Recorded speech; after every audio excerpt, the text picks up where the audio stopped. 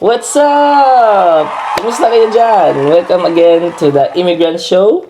Meron naman tayong bagong episode ngayon. Ito naman ay ang retirement plan sa Amerika. So last episode na napag-usapan natin na ang yung stocks, di ba?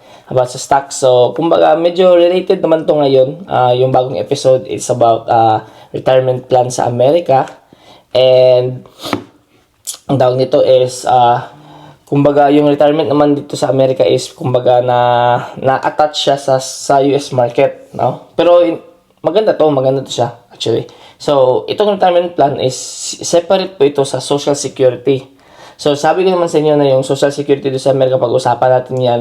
Pero ito muna ang isisingit ko kasi marami kasing parang importante kasi ito kasi maraming mga kaibigan ko dito sa Memphis or naging kaibigan ko na umaalis sa ibang lugar or lumilipat sa ibang companies pero hindi nila alam kung ano yung rules ng retirement plan dito sa Amerika. So ano ba itong retirement plan? So ang retirement plan is actually sikat na pangalan nito is or known siya sa pangalang 401k, okay? Or sa mga hospital or sa ibang is 403b. Yun ang tawag. Pero mostly 401k. Pag sinabing 401k, yun na yun, retirement plan na yun. So, separate po yun na retirement plan sa Social Security mo dito sa Amerika. So, ano ba itong 401k? So, ang 401k, sabi ni Google, is a company-sponsored retirement account in the United States. Employees can contribute a percentage of their income and employers may match some of these contributions. So, nagko-contribute po tayo, ang mga employees, and also at the same time, yung company na pinagtrabahuan natin or nag-offer ng 401k nito is nagko-contribute din po sila. So, naghuhulog sila ng pera doon, okay? So, pero lahat po ito, meron po itong, may catch po ito, Kaya ko ito isisingit sa topic na to kasi baka magamit ito ng mga ibang mga Pilipino dyan o dito sa Amerika na lumilipat ng ibang companies na hindi pa naka-complete ng required na years. May required na years po yan para makuha mo lahat yung vested balance. Uy, vested balance. Ano itong vested balance? Ang vested balance, sabi ni Google, is the amount of money in your retirement account that belongs to you. Okay? It is the portion of your 401k account that you are currently entitled to.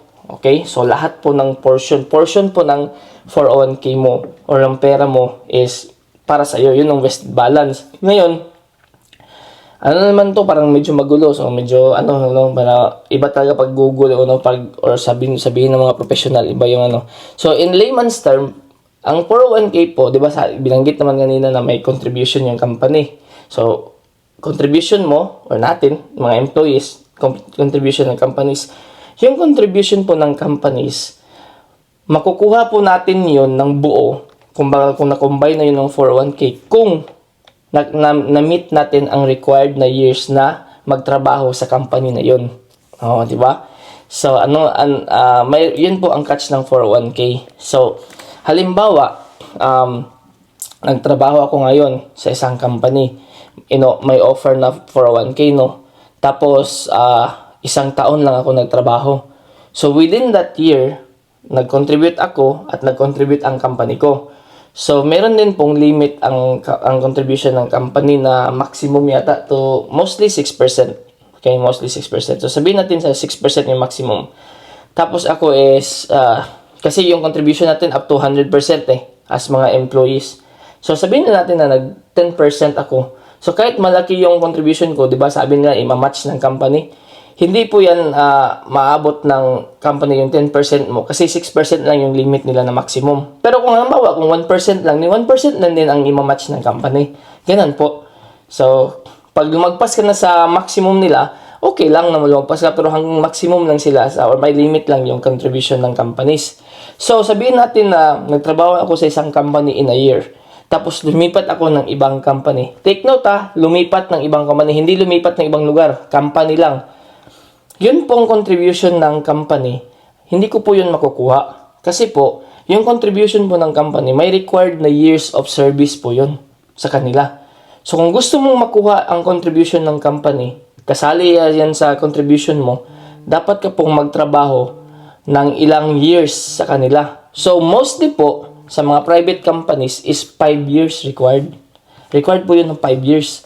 And sa federal, ako na-experience sa federal, 3 years lang po kami. So, kung gusto kong makuha ng buong-buo yung 401k, lahat ng total, kasali na yung contribution ng company, kailangan ko po magtrabaho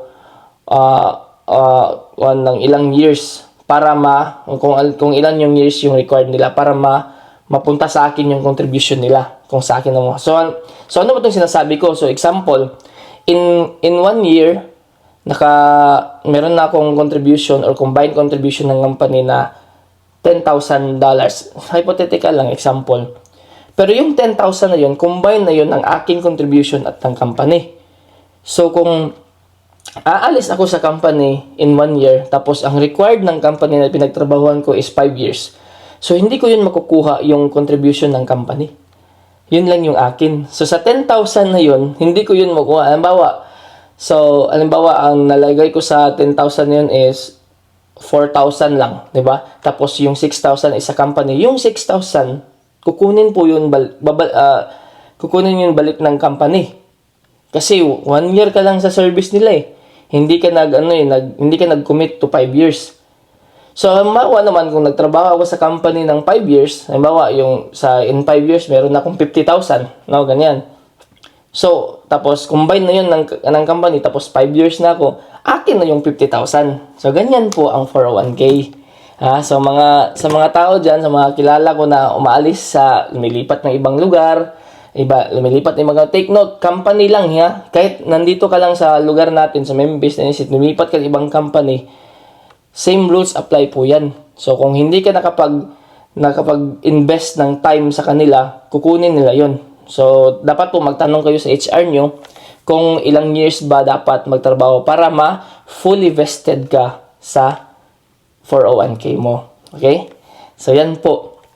At ito naman pong 401k, meron po itong mga annual increase, mga percent, like, depende po sa funds kasi nga, di ba, may funds, parang sa stocks din. So, depende sa funds na naka-attach yan sa account mo. Depende po yan. Tapos, meron po yung increase every year. So, tumutubo po yan every year. Pero, ito rin yung 401k, hindi po yan mandatory. Pwede ka rin mag-opt out. And also, pwede ka rin mag-opt out. And at the same time, meron din yung mga benefits.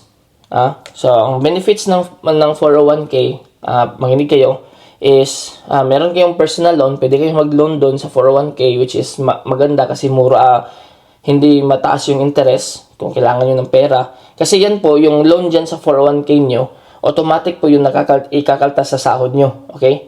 Tapos, pwede na kayo, kung gusto nyo kumuha ng bahay, pwede kayong mag-home loan. And also, kung galing kayong surgery, meron kayong mga medical bills, pwede rin kayong mag-loan doon. Okay? So, meron pong mga benefits yung 401k. So, pero again, hindi po ito lahat ng company na in-offer sa lahat ng company may ilang company lang hindi man ilan, pero mostly, pero sabihin mo na hindi lahat, okay? Dito sa Amerika. So, mas maigi na magtanong kayo sa HR kung tapos, ang advice ko sa inyo na yung mga hindi nagtatagal dito or nagtatagal sa isang company, wag niyo lang pong taasan yung percentage ng yung 401k. Kasi po, most of the time, kasi po, pag hindi niyo yung ginalaw, pag apply niyo sa trabaho, tapos wala kayong ginalaw sa 401k, automatic po yan na parang ipapasok ng company sa inyo yung may 401k. So, titingnan niyo lang yung paycheck niyo, magugulat lang kayo na may kaltas na 401k, ganyan. So, automatic po yan 1%. Okay? Pero every year, tutubo po yan. So, magiging 2%. Tapos kung 3 years, 3%. Ganyan, automatic yan. Kung hahayaan nyo lang Pero pwede din kayong mag-opt out. Again, pwede kayong mag-opt out. Pwede nyo rin i-change. Pwede nyo rin every year 1% lang. Kung wala kayong planong magtagal sa isang kumpanya. Okay? So, yan po. Sana makatulong tong video ko kasi naalala ko lang kasi recently marami po kasing umalis dito sa lugar namin, lumipat ng ibang lugar, which is okay wala namang problema yon. Yung kaso nga lang, kung nag-invest sila ng malaki sa 401k, sayang yung pera, di ba? Meron akong kakilala na dito na nag-invest ng mga 10-12%, tapos umalis na. So, hindi pa siya nakapag fully vest sa time niya, hindi pa siya yung time service niya ba?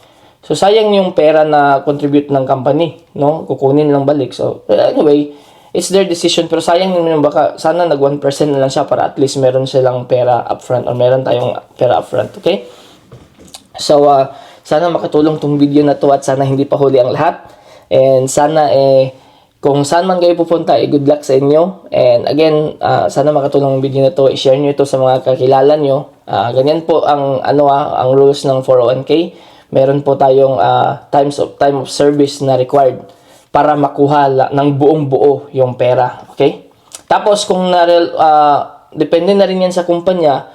Halimbawa, kung may kayo, broker na, halimbawa yung Fidelity na broker. Tapos, paglipat nyo sa ibang kumpanya, Fidelity rin, pwede nyo yatang i-roll over yung pera. And again, kung hindi pa rin complete, hindi pa rin fully vested, yung yung amount na kinontribute nyo, I think pwede nyo i-roll over doon na walang penalty. Kung same pa rin yung broker, depende po yan sa kumpanya daw eh. Recently lang tumawag kami ng ganyan kasi akala namin maglipat si Mrs. pero hindi pala. So, tinawagan ko kung paano yung rollover natin. Depende daw yan sa kumpanya na tatanggapin nila yung contribution mo or kung if you have the same na brokerage, okay? So, and again, kung pwede nyo rin withdrawin yung 401k nyo, pero may penalty po yan, I think nasa between 20 to 30%, depende po yan sa pero may standard po yan na penalty tax, kasi early withdrawal. Yun po yung 401k, maganda po yan, pwede kayong mag-invest. And again, kung wala kayong planong magstay ng matagal sa company nyo, 1% lang every year. And also, yung funds ng 401k, napapalitan po yan. Okay? Meron po kasing, pag 401k, naka-automatic na yan na may naka-attach na funds. Pero kung i-open nyo po yung account ng 401k, pwede po nyo palitan yung funds na may mataas ang tubo. Kasi may standard yan sa mga companies na parang mga 8% lang yung tubo, 10% lang. Pero may mga ibang funds na like 12% ang tubo every year. So, pwede nyo pong palitan yan. Okay? Maganda po itong 401k. Again, 1% lang pag ayaw nyo magstay ng matagal. Okay? Pag doon na kayo mag-increase sa bago nyong company or sa bagong lugar nyo kung saan nyo gustong magtagal. Okay? So, sana makatulong ang video to at sana hindi pa huli ang lahat. Okay? Okay, kita-kita tayo sa next episode. Adios!